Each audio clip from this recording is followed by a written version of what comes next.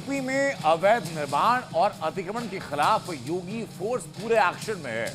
जहां जहां भूमाफिया और जहां जहां कब्जा गैंग अपना फन उठाने की कोशिश करते हैं, वहां पुलिस पहुंचती है, प्रशासन की टीम पहुंचती है, बुलडोजर के साथ पहुंचते हैं। यूपी के भदोही में, चंदौली में, बरेली में ऐसी ही तस्वीरें सामने आई। रिपोर्ट जरा देखिए।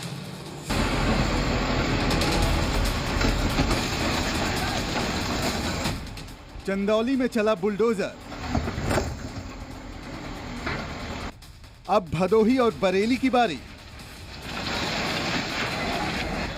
जहां अवैध निर्माण, वहां बुलडोजर एक्शन।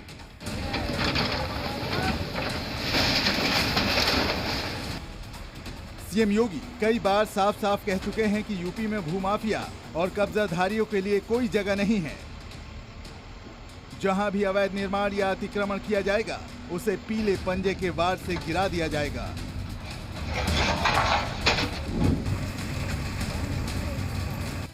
योगी के वचन की तामील में यूपी का पुलिस प्रशासन दिन रात जुटा है, जिसकी ताजा तस्वीर चंदौली के डीजीयू जंक्शन परिसर से आई, जहां अवैध अतिक्रमण पर बुलडोजर गरजा।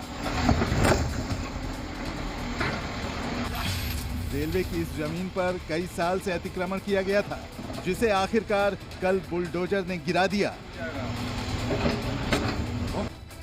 चंदौली में तो अवैध इमारत ढहा दी गई।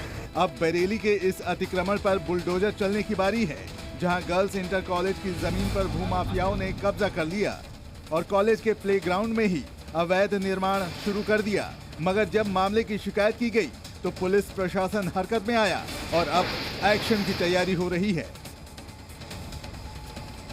मुरादाबाद में, उसके अलावा बिजनौर में इन्होंने 100 करोड़ की प्रॉपर्टी नजूर लैंड 2000 में बेच दी थी, सन 2000 में बेची थी। और उस जमीन के ऊपर जब बेची थी तो डीएम साहब ने उस पर मुकदमा भी दर्ज कराया था। और मुकदमा दर्ज कराने के बाद कई लोग उसमें जेल में गए थे और उसमें एक व्यक्ति जो थे, एक वकील भी थे, और उनका बार काउंसिल ने उनका रजिस्ट्रेशन भी कैंसिल कर दिया। इस संबंध में एक शिकायत प्राप्त हुई थी कि मेथोडिस्ट इंटर कॉलेज की ज़मीन पे कुछ कब्जा हुआ है या उनके द्वारा लीज दी गई है। तो इस पूरे मैटर को इन्वेस्टिगेट करने के लिए सचिव बीडीए की अध्यक्षता में एसडीएम सदर और तहसीलदार सदर की टीम बनाई गई है और वो इसकी पूरी जांच करके आख्या उपलब्ध कराएंगे। अब भदोही की इस बहुमंजिला इमारत को देखिए। आरोप है कि ये इमारत समाजवादी पार्टी के सदर विधायक जाहिद बेग की है, जिन्होंने कुछ लोगों के साथ मिलकर तालाब को पाट दिया और उसकी जमीन पर अवैध रूप से आलीशान मकान खड़ा कर लिया। खास बात यह है कि समाजवादी पार्टी के सदर विधायक जाहिद बेग जेल में बंद हैं, मगर प्रशासन ने अब उन्हें जेल में ही नोटिस भेजकर जवाब मांगा है।